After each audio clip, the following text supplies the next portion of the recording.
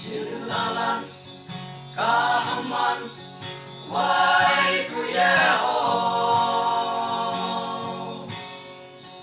lai bante ye tai hu yap tui ye ling o ching hai pan hu mai no tui ye ling hu yop nok te ye tai hu ha ma tu ma ne hang hi pa tui mai ning lao si Krista mia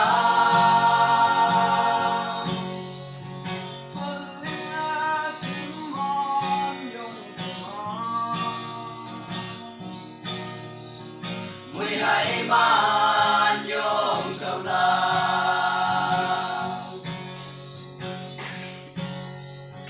chinh ngay ban mùi ba lan no man chaya yoi linh hu tui hay mau hay men lap se cha hay cha ba mươi chín mấy năm về năm chín sao men yama ha ma tu mane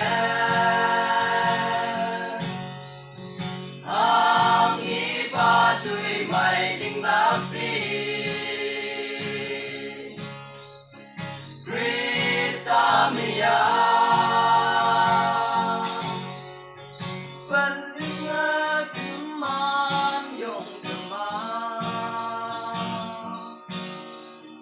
mùi hai man yom tàu la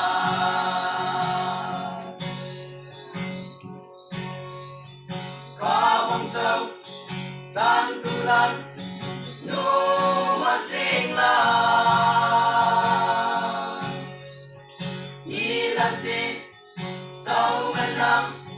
nik ta phi jaya cha hay cha hoa yên mong yên mây về khá quang ang chinh yei yama ha ma tu mane hang i pa tui mai ling lak si Krista mia